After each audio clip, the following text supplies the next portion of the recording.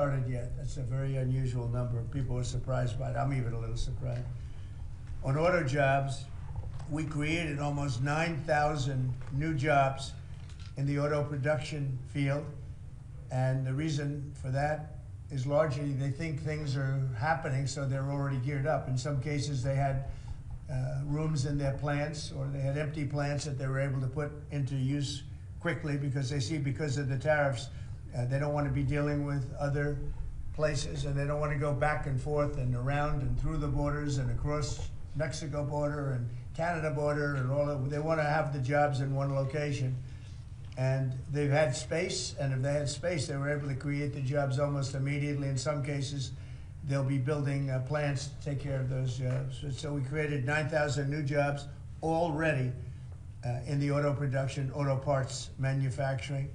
So we want the auto parts ideally, and I think from a simplicity standpoint too, to be built and made in the United States. It's in a single month.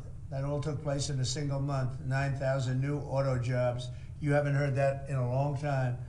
After auto workers lost more than 27,000 auto jobs in the final year of Biden. These are also high-paying jobs. These are very prime jobs. The ISM Manufacturing Survey and the S&P Manufacturing Survey have also confirmed that our administration is presiding over a brand new domestic manufacturing boom after major collapse under Biden. It was a collapse. All he did is keep adding new government jobs, which are not the jobs you want.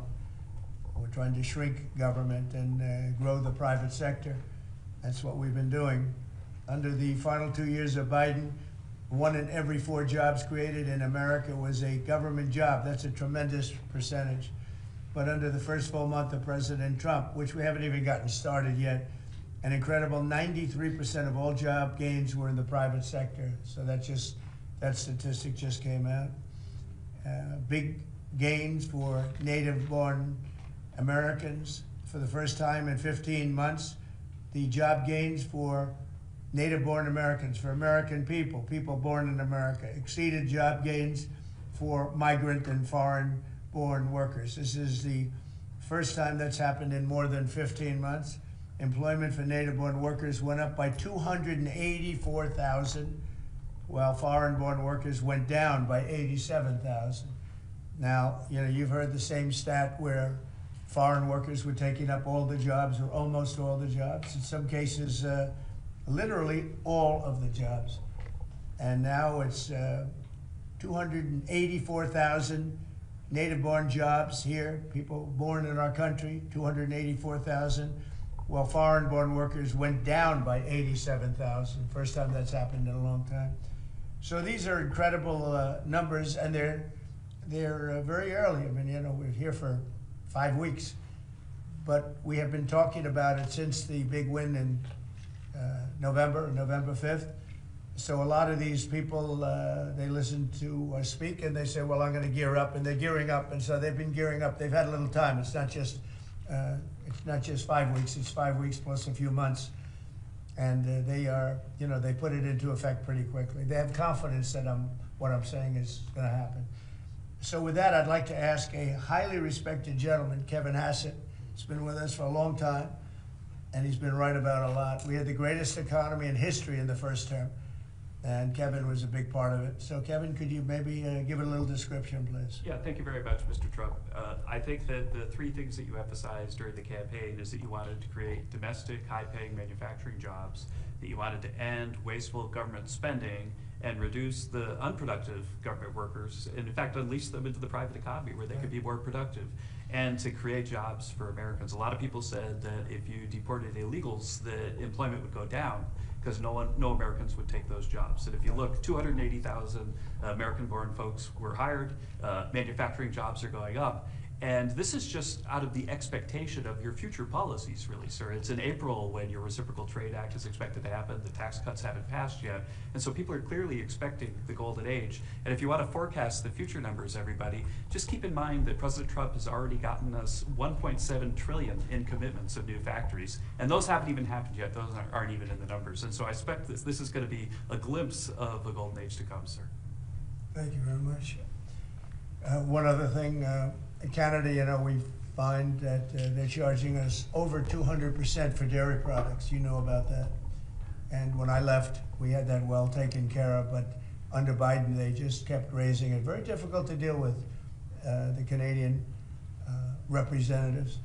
250% for dairy products, tariff. So where do you hear that? You don't hear that. They have a tremendously high tariff. Give you the exact numbers in a little while coming out, on lumber. So they sell us lumber. They have a tremendous tariff. They make it impossible for us to sell lumber or dairy products into Canada, but our numbers are a tiny fraction of that, almost non-existent. And what we're doing is freeing up our forests from the environmental nonsense that they put on them, where you can't cut down a tree. And we have to cut down trees in order to build the firewalls. And those trees are sold, but we're freeing it up on an emergency basis, because Canada has been ripping us off for years on tariffs for lumber and for dairy products. 250%, nobody ever talks about that. 250% tariff, which is taking advantage of our farmers, so that's not gonna happen anymore. They'll be met with the exact same tariff unless they drop it. And that's what reciprocal means. And we may do it as early as today, or we'll wait till Monday or Tuesday. But that's what we're gonna do. We're gonna charge the same thing. It's not fair, never has been fair. And they've treated our farmers badly. Look, our country's been ripped off by everybody. That stops now. I had it stopped in my first term, and we're gonna really stop it now, because this has been very unfair. Our country, from an economic standpoint, and financial standpoint, and a trade standpoint, has been absolutely ripped off by almost every country in the world. Canada, Mexico, and then you just go right down the line. India charges us massive tariffs, massive. You can't even sell anything into India. It's almost restrictive. It is restrictive. You know, we do very little business inside. They've agreed, by the way, they want to cut their tariffs way down now, because somebody's finally exposing them for what they've done. And same thing with China, same thing with a lot of other countries. And the EU has been a terrible abuser of this country. I mean, the EU was formulated in order to take advantage of the United States, and they have taken it, but they're not taking advantage when I'm in charge. So sometimes you'll hear some negative things. It's always from outside countries. America will be very strong. And you know, if I'm a foreign country, they're gonna do fine, but they can't do like they used to do, because we're gonna bring back our business into this country. We need it from a job standpoint. We need it from even just a psychological standpoint. Think of it, 90,000 factories are gone since the beginning of NAFTA. So we're not gonna have that, and we're gonna see them build it back. Now we've already had 5 major automobile companies. First time you've heard this in a long time, since my first term actually, where we were really rocking and rolling, and then Biden came in and he stopped everything. Like, such a stupid thing to do, not even a believable thing. But we have many auto plants now coming in. We have big chip plants. We have the biggest chip company in the world, most powerful, probably one of the most powerful companies in the world. Wouldn't you say, Kevin? And he's coming in, and they're building one of the largest chip plants in the world. That'll be done in Arizona, mostly in Arizona. And that'll give us a big percentage. That one plant will give us a big percentage of the chip market, something we have very little of. You know, we used to have Intel, and Intel was run by a man named Andy Grove. And Andy Grove was a tough, smart guy. I used to read about him when I was a young man, and he did an incredible job. He really dominated the chip business. And then he died, and I guess they had a series of people that didn't know what the hell they were doing, and we gradually lost the chip business, and now it's almost exclusively in Taiwan. They stole it from us. They took it from us, and I don't blame them. I give them credit. I blame the people that were sitting in this seat, because they allowed it to happen. We could have protected that so easily, but so we had the chip business, and now it's all in Taiwan, almost exclusive, a little bit in South Korea, but mostly in Taiwan. And it's very important. Everything you do, everything you touch is now about chips. The brake of a car, cars have chips all over the place. I was reading an article the other day where they talk about the brakes of a car are loaded up with chips. Who would think that a brake has a chip in it?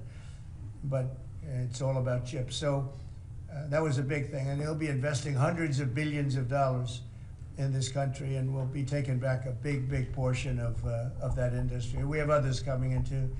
But a lot of car manufacturers are coming in, and they're coming in fast. And one of the reasons you see these numbers, and again, Kevin said it, and I said it a little bit, but the fact that they know I won the election, so after I was president-elect, they assumed that I was going to do what I said, because I do what I say. And so these numbers really reflect a lot of things that took place since November 5th, right? So, Kevin, thank you very much. Great job.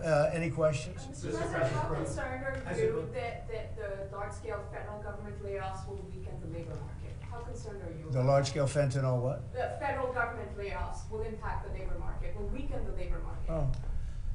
No, I think the labor market's going to be fantastic, but it's going to have high-paying manufacturing jobs as opposed to government jobs. We had too many people in government. You can't just do that. We had many too many. This is for 40 years.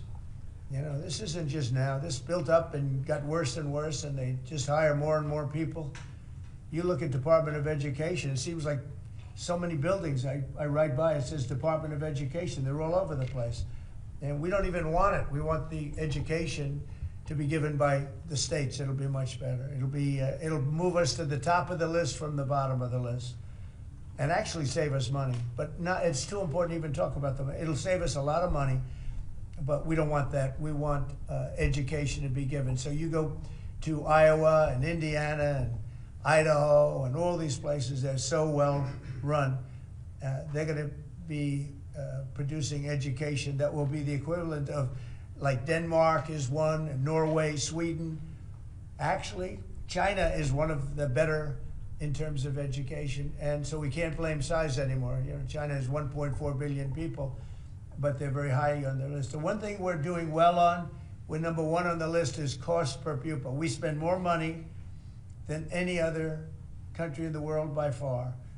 So I jokingly say the one thing we do well on is the cost. We spend more money, and yet we're toward the bottom of the list. Yeah. Mr. President, I want to ask you, the joint address, millions of Americans watched your joint address earlier this week, where you warned that there could be a little disturbance that Americans could feel as a function of these taxes, these tariffs. How much disturbance are you willing to accept in the near term as a function of that? And to set expectations, how long should Americans expect things to cost a bit more?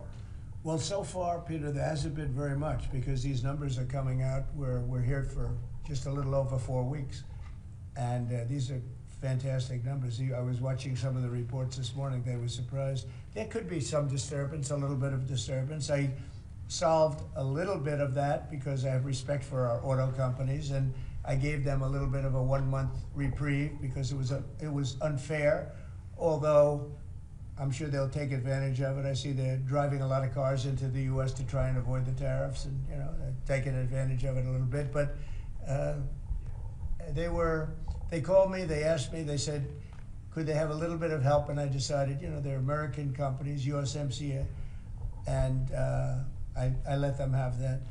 But this really kicks in, the reciprocals, you know, kicks in on, let's see, I guess the 2nd. And I wanted it to be the 1st so badly. It just didn't want to be on April Fool's Day. So I made it the 2nd. That's going to cost a lot of money. That one day is going to cost a lot of money, but that's okay. But I don't see it. I don't see anything. I see good reports. I think we're going to have good numbers from the beginning. Now, globalists won't love this because this brings jobs back to America. So if they're coming back to America, maybe you'll lose some in other parts of the world. But the other parts of the world have done very well, and they'll continue to do very well. But I think the United States is going to be doing record business. We'll bring a lot of those 90,000 factories that have been lost over the last number of years. It's been, it's hard to believe. 90,000, think of what 90,000 is. 90,000 plants and factories are gone. We're going to bring back many of those plants and factories. One day the tariffs are on, the next day they're off. Right now the markets, as you know well, prefer stability. Are you done going forward with the pauses and the carve-outs? Is that it for those? There'll always be changes and adjustments, and you know, you can't just, I could have, for instance, told the American car companies, no, I'm not going to give you anything, and then you wouldn't have had to say, well, they're getting a little extra. It's just a little bit of a 1-month reprieve. They're very happy about what's happening. They won't have to go across borders and You see the zigzag, and you have a fender made in Canada, you have something else made in Mexico. We don't want that. We want it made here. But there'll always be some modifications. I mean, if you have a wall in front of you, sometimes you have to go around the wall instead of through it. But I think very little. I think very little. On occasion, if we can do something, we want to help companies. We want to help companies create jobs. So I could have left that, and you wouldn't have had a minor change. Instead, I was asked by the real majors, the big majors, if they could do this, and I said, yeah, I'll do it. I want you to produce a lot of jobs. And numerous of the people, actually all of the people I spoke to have already been, they're very much on the way to already doing it. That's why you have auto jobs increase. And the man, I don't know him, Sean Fain, I don't know him, and I did great, as you know, with the auto workers, with the Teamsters, with unions, I did fantastically well. Best numbers ever by a Republican. And I have a lot of respect for those people. But Sean Fain, who I don't know, but wasn't a supporter, although the auto workers were big supporters. I watched him last night, and he said, Donald Trump is absolutely right on tariffs. He said, what he's doing on tariffs is an incredible thing. And it's about time somebody had the guts to do it, because we're going to save auto manufacturing. And I said to people when I was campaigning, you're going to have so many auto jobs, you're not going to believe what's going to happen. We're going to load up Michigan. I won the state of Michigan, as you know. And part of the reason I won it was I got a lot of auto workers that voted for me, Detroit, etc. But I think people are going to be very surprised. Yes? Thank you, Mr. President. You mentioned in your remarks chips manufacturing, how a significant percentage is now in Taiwan. You also mentioned it in your address to Congress, and you called on Congress to overturn the CHIPS Act, which had bipartisan support in the last Congress. Why would you like to see this particular law overturned, Mr. President? Because it's hundreds of billions of dollars, and it's just a waste of money. Now, some people have already taken the money and used it. Actually, it's very hard to qualify, because they go by race, they go by gender, they go by all sorts of things. Nobody's ever seen anything like it. You won't be able to find those people. So I don't even think anybody can qualify. They have so many different categories. In order to qualify, you have to have so many of a certain race, a certain gender, a certain this, a certain, and I don't think they can qualify, but if they take the money, they better qualify, because they'll be watching them. But it's a tremendous waste of money. I didn't give the greatest chip company in the world, one of the greatest companies, I didn't give them 10 cents. They came here because of tariffs, because they didn't want to pay the tariffs. And they also came here because they like the results of the election, because they know that I'm very pro-business and pro-jobs. I mean, I'm pro-business, not for business sake. I'm pro-business because of jobs, because business is producing the jobs. Okay? On Russia, if I may, President Putin is bombing Ukraine. Yeah. Do you still believe him when he tells you that he wants peace? Yeah, no, I believe him. I believe him. I think we're doing very well with Russia. But right now they're bombing the hell out of Ukraine, and I'm finding it more difficult, frankly, to deal with Ukraine. And they don't have the cards. They don't have the cards. As you know, we're meeting in Saudi Arabia on sometime next week, early. And we're talking, I find that in terms of getting a final settlement, it may be easier dealing with Russia, which is surprising because they have all the cards. I mean, they're bombing the hell out of them right now. And I put a statement in, a very strong statement. Can't do that, can't do that. Mr. President. We're trying to help them. And Ukraine has to get on the ball and get a job done. Michael, could you come up here? I see Michael back there. Good, I'm glad. He's traveling all over the world. I just saw him come in the door. Could you give a little definition of what's going on, please? Sure. Well, the president has been crystal clear, and he's been clear to all sides. The fighting has to stop. Both sides need to get to the table. We had a good engagement. Both leaders have said only President Trump could do so, and only he has been able to do so. We had an initial engagement with the Russians. The Ukrainians had a great opportunity to bind our economies together through that mineral deal. Unfortunately, that didn't go so well, but we think we're going to get things back on track. Secretary Rubio, myself and Ukrainian delegation will be meeting in Saudi Arabia next week to get these talks back on track, get a ceasefire in place, and drive peace home Mr. under President Trump's Mr. leadership. President, you put out on I that think social- both parties want to settle. I think if I wasn't president, this war would have had no chance of settlement, zero chance. But I think we're going to get it settled and stopped. We got to stop. They're losing on average 2,000 soldiers a week. That's a lot of soldiers. Do you agree, Peter? It's a lot of soldiers on both sides, I agree. Do you, Mr. President, think that Vladimir Putin is taking advantage of the US pause right now on intelligence and military aid to Ukraine? No, I actually think he's doing what anybody else would do. I think I think he wants to get it stopped and settled, and I think he's hitting them harder than he's been hitting them. And I think probably anybody in that position would be doing that right now. He wants to get it ended, and I think Ukraine wants to get it ended, but I don't see, it's crazy. They're taking tremendous punishment. I don't quite get it, but I suspect, Michael, he probably wants to get it ended. He does, Mr. President. The Russians are taking incredible losses on the front. As the president has They both said, are. this is a meat grinder of people, of material, of national treasure, and no one else has any solutions except to let this war continue forever. But I'll add, the president has had multiple conversations and a visit from President Macron of France, Prime Minister Starmer of the United Kingdom. We have the NATO Secretary General coming next week. We have this meeting with the Ukrainians. We've had it with the Russians. All of this in the president's first month in his leadership. We will engage in the shuttle diplomacy, and we will continue to use his leadership and what leverage we have to get both sides of the peace table. It's not going to be easy, but President Trump. This war should have never happened. It would have never happened if I were president, but it did happen. So a lot of other things shouldn't have happened too. We shouldn't have 21 million people pouring into our country through open borders, many of whom are criminals, very bad criminals, including murderers, thousands of murderers. Many killed, far more than one person, and they're roaming our streets. But Tom Homan and Kristi Noem are doing an incredible job, and we're getting them out of here. And we'll get them out. We'll get them all out. But all these things shouldn't have happened. We shouldn't have inflation. We shouldn't have had this horrible inflation where the prices have gone up. Look at eggs.